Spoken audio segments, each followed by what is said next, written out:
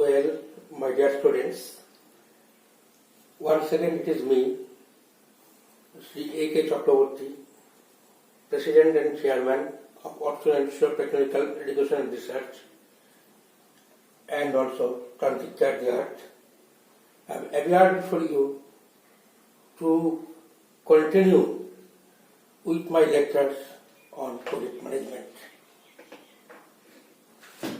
So, project management is a subject of 2 words only, but its expanse is very, very much.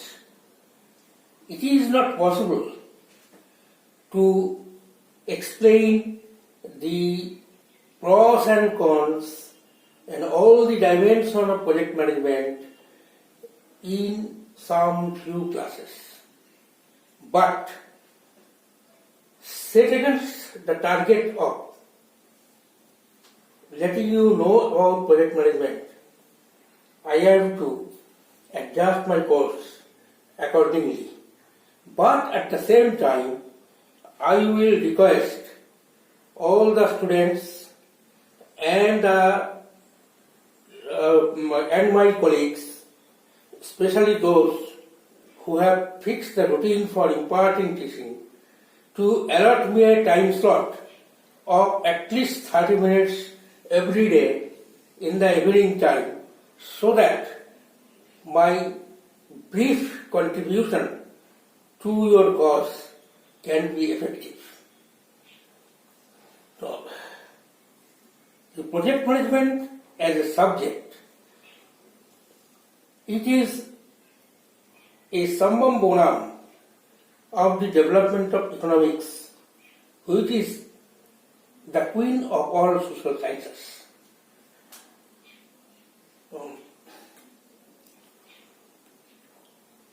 Why shall I short my course of lecture? The reason is plain. It is so vast a subject, and it may appear to you so much dry and boring that I am to take resort to shortening its length. In terms of what is said by Pandit Vishnu Sharma in the Tales of Panchatantrami, Ananta Paran, Kila Shabdasastram, Salpottasayu, Bahavastu Vigina, Saranta Sagajam, Apasya Paru, Hamsai Jasakiram, Ivambo Madhat. So there are so many projects in our society which are so vast and so much pervading all over that it is not possible to complete the entire proceedings in a few course of lectures. It is not possible only to teach you through blackboard lectures. What is required is practical learning by doing method. Now, keeping an eye on the syllabus, I have already given several lectures on initiation of the project.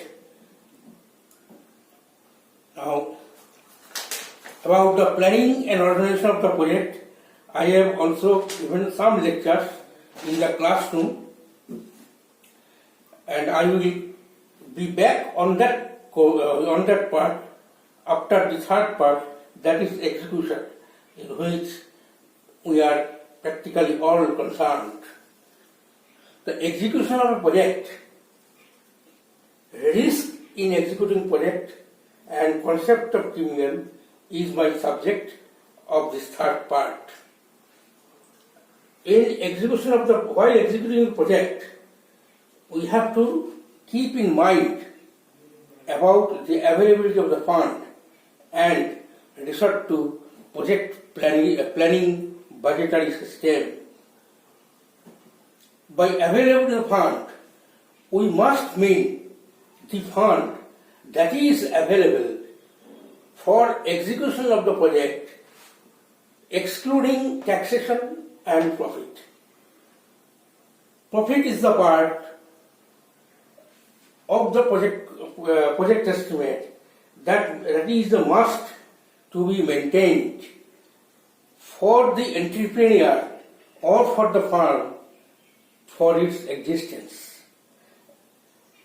Without profit, there is no gainsaying in taking risk, so as it is expounded by Professors Hall and Knight in their theorem on risk, profit and investment.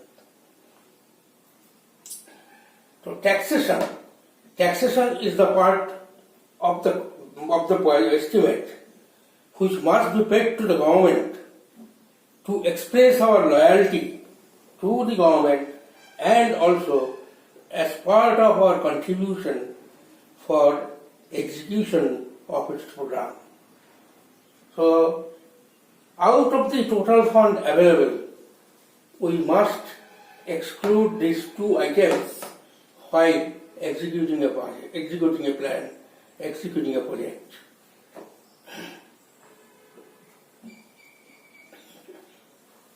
After this comes the question of wages and salary.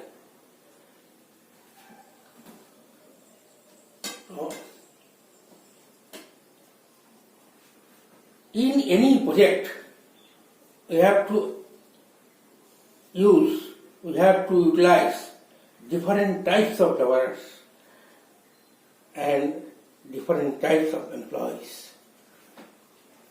Of the laborers, some are skilled, some are semi-skilled, and some are unskilled. The unskilled, but all these categories of laborers are very, very essential for executing a project. Of course, we have to find out the optimum combination of laborers, optimum combination of labor and machinery before at the time of launching a project. So wages are those for the unskilled laborers and semi-skilled laborers, and salary is for there are white collar job doers and high level technical workers and management personnel. So, should we segregate these items from the budget? In my view, this is a must, because unless we segregate this portion, we shall not be able to pay wages and salary for different types of employees, and then they will not work at all, leaving us totally frustrated. Apart from the wages and salary comes the question of fooding, entertainment and medical. This is particularly so both for project at the plant level and at the field level. In the field level, apart from this fooding, entertainment, medical, also comes the question of accommodation. So accommodation cost is also to be included. Fooding, for the field level, fooding has to be given perfect 100% by the employing authority to avoid the monotony of work and to bring about speed in executing the work. We have to arrange for some entertainment, and since the persons employed are human beings, it is a must that in the process of executing a project, in the process of engaging themselves in executing the project, some of them may be ill and will require treatment. These three items plus accommodation have therefore to be included.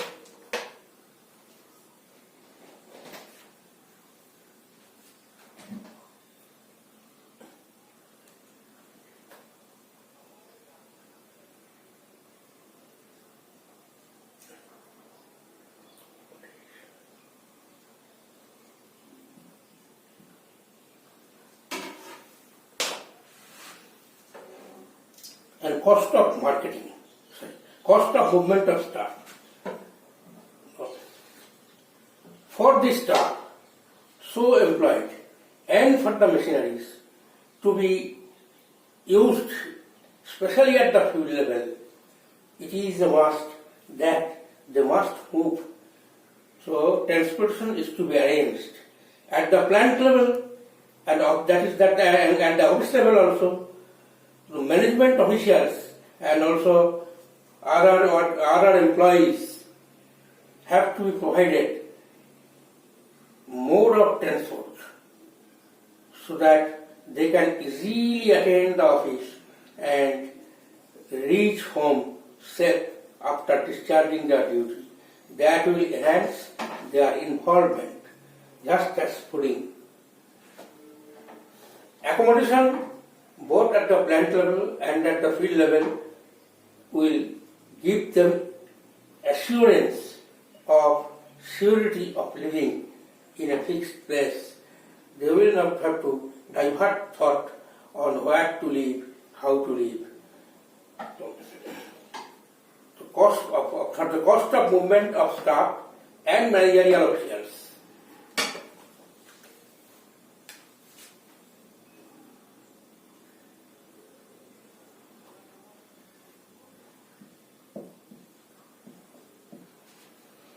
Staff and officers. It is not sufficient that sending staff at the field level will just reel off the work.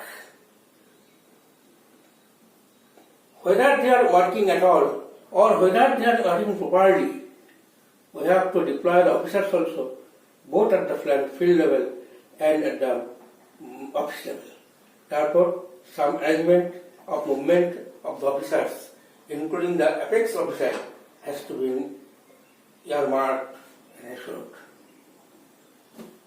At the time of executing of the project, we have to launch campaign systematically. We have to attract the administrative officers of various levels so that we can elicit some cooperation from them in the process of executing a project. For example, the minimum level of government official is the Gaon or the Sarpanch or the Gram Panchayat members. If we can liaise with them properly and explain the matter properly, they will render 100% cooperation. But for that, we have got to entertain them, not to neglect them. We have got to attract them towards our projects, and therefore some expenditures will have to be incurred. And likewise for the officers of the next upper ladder and so on. So marketing costs will also be included should be included in budget. So, after completion of all this, the management officials will have to divert thought on deployment of staff and machine.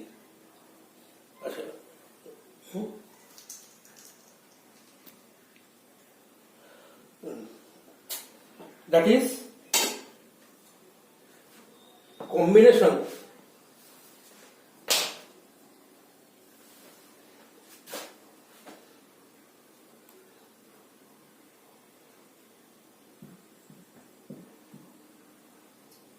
optimum combination.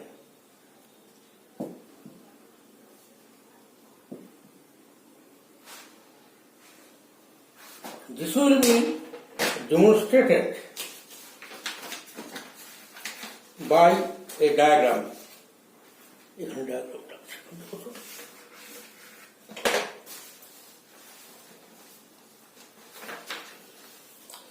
Okay.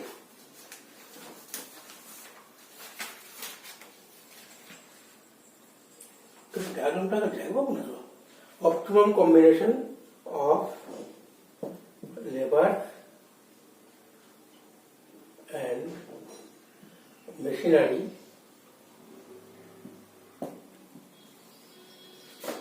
to obtain maximum output.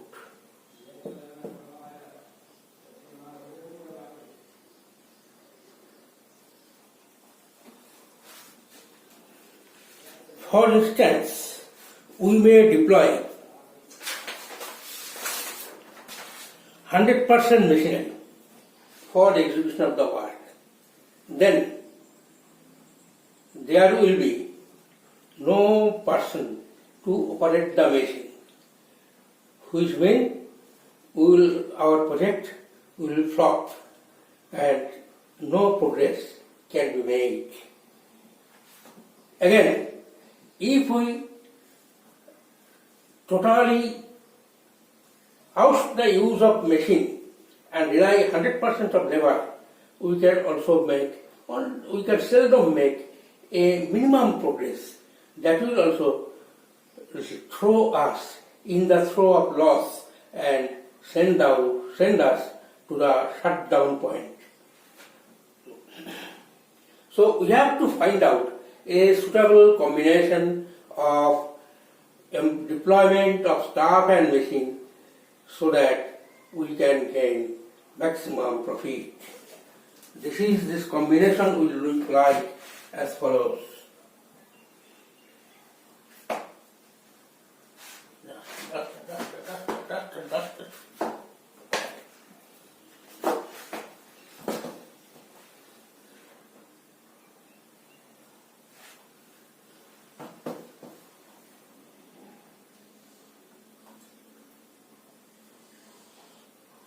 This is suppose machinery and capital, and this is labor. Our budget is fixed in terms of rupees, that is expressed by the budget line.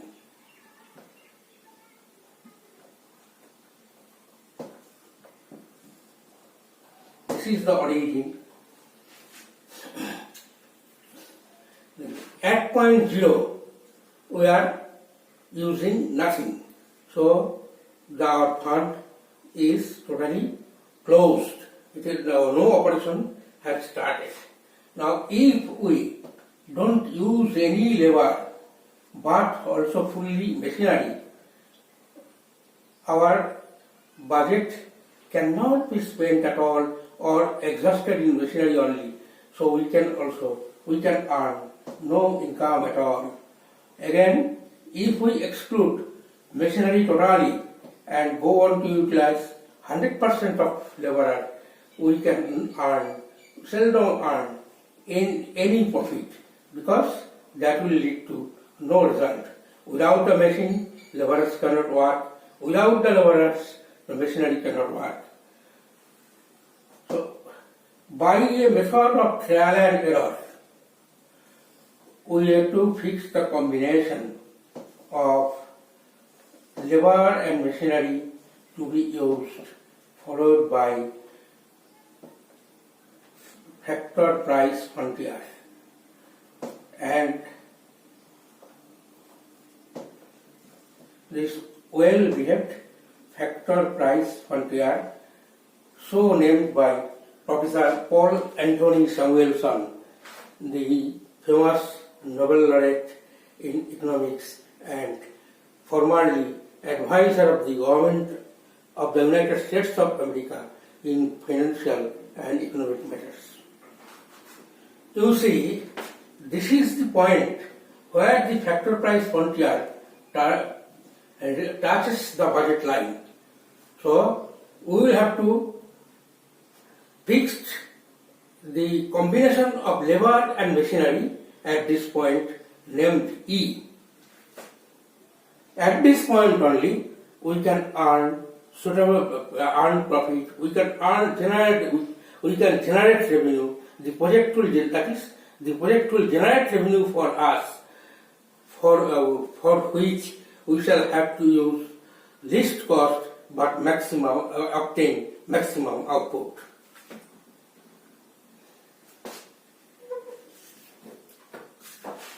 you purpose of control.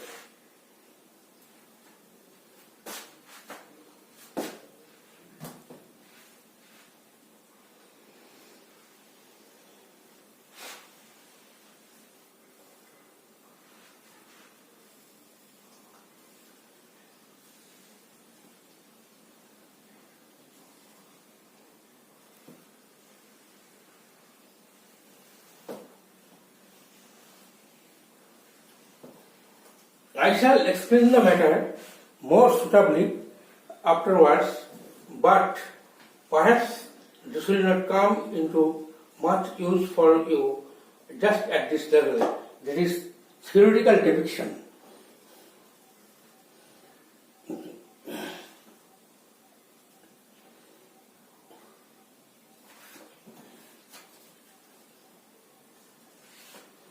After this section of the combination of labor and machinery, we have then our task really starts of executing the project. Until and unless we can fix this point by a method of trial and error, that is by learning and doing, to use the professor of passionate and solo, so we cannot reach any suitable destination. So, and as soon as this objective is achieved, our task starts of day-to-day monitoring and preparation of status report.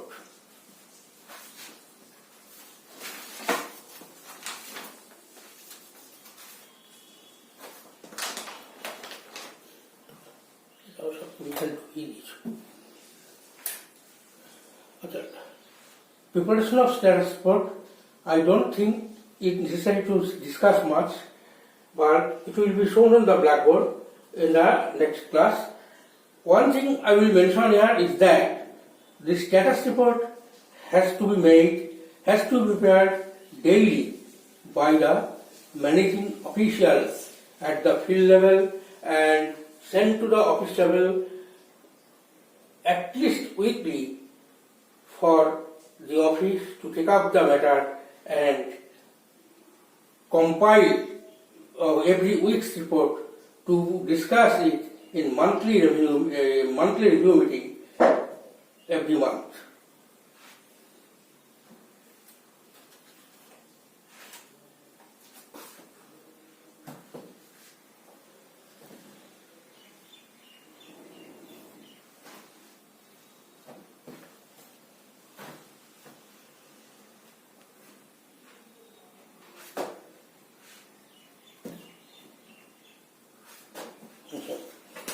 Now I shall come to the topics of risk in management.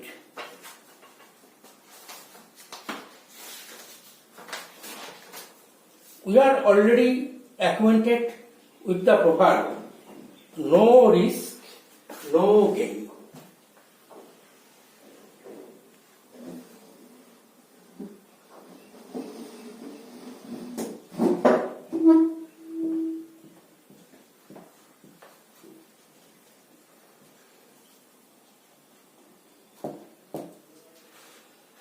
For a fruitful gain, we have to take risks.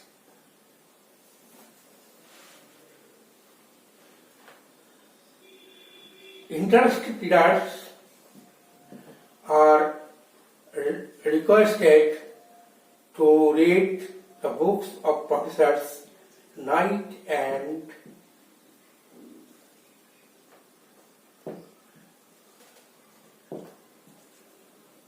Hall, Risk, Uncertainty,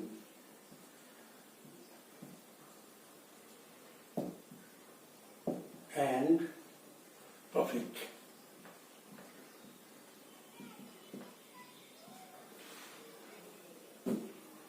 In this book, these professors have depicted our day-to-day practical experience very, very vividly.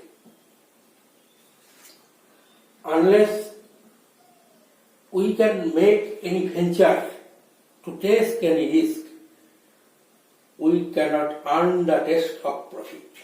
How profit tastes. So, in order to earn some profit, you have to take risk. But a risk that is in the context of project, risk in executing the project.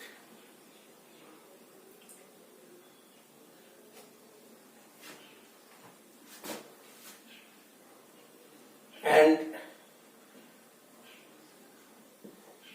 in the context of risk comes the proposal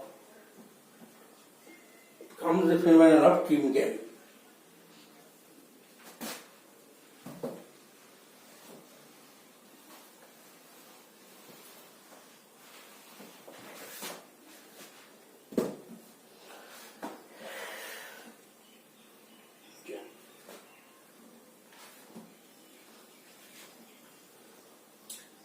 We do not know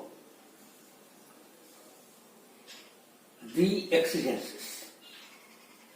We do not know that there is any certainty of earning anything. All will therefore depend on our endeavors. The more we put in our endeavors, the more we are diligent, mixed with intelligence. For diligence without any intelligence is abortive. That will yield nothing. Again, intelligence without diligence will also be abortive. That will yield nothing. Just as there need be a suitable combination of machinery and labor, likewise is the suitable combination of risk and uncertainty.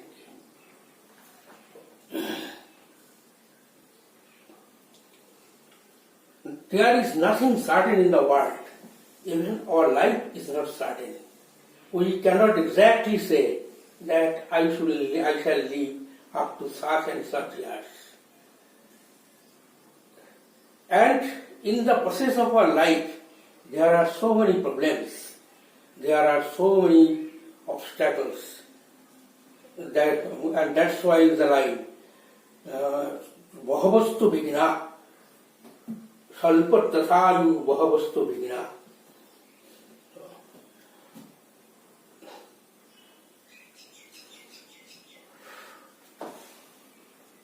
So, we will put in manual labor and intellectual labor in a combined manner so that we can reach a fruitful solution and combat all the evils, all the uncertainties.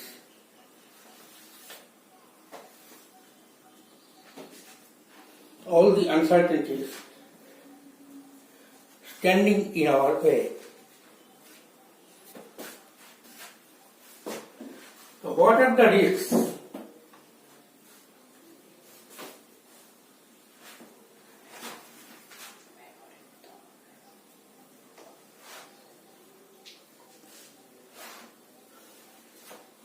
Some of the risks are posed by natural factors.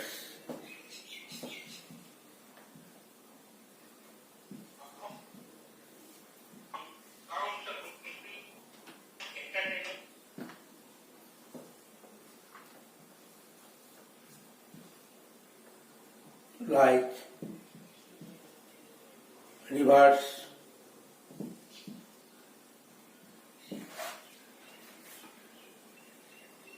mountains,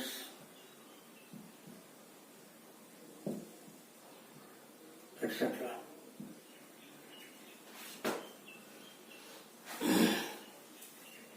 In the course of executing a project, we may cross the vast expanses and may reach such a point where our movement will be hindered by a fast flowing river or a very high mountain with slashy body.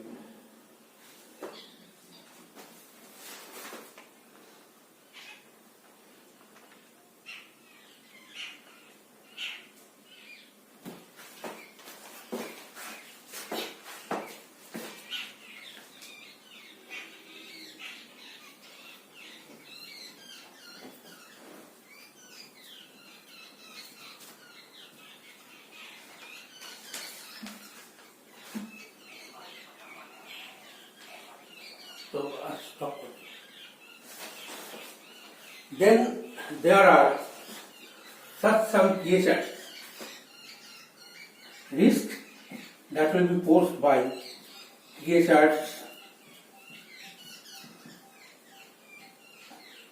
like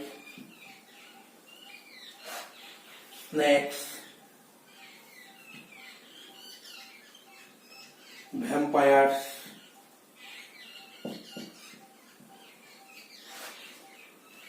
tigers,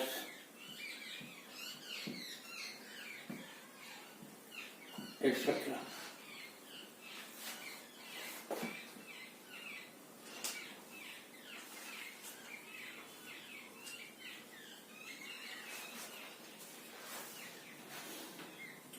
Risk posed by social factors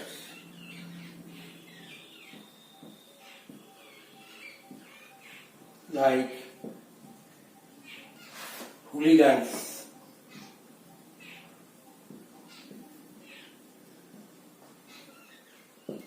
bribe-taking officials,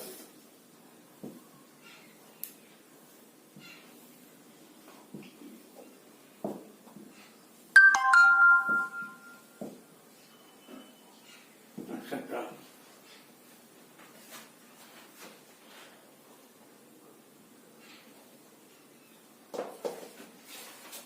Risk coming from nature of client. I have discussed very much about this point in the course of initiation of project.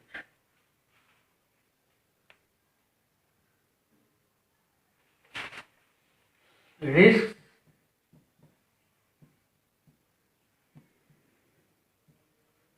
posed by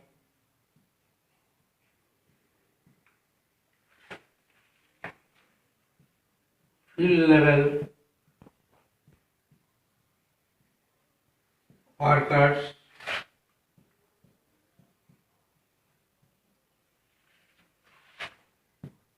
field level managers,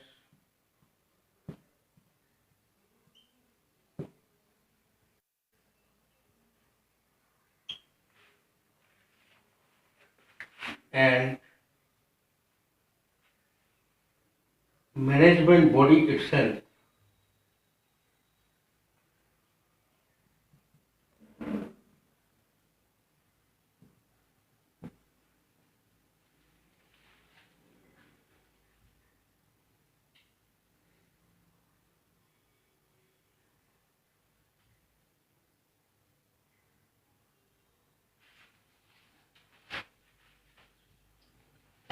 Today I sit here. I shall come back tomorrow again at the time I have come today to explain all these factors. So I once again assert that I sit here for this day. I shall come again tomorrow at this time to explain you our pros and cons. And I will request the persons fixing the fixture to allow me a slot of at least 30 minutes every day till the 15th of life. Thank you, and thank you. Join in.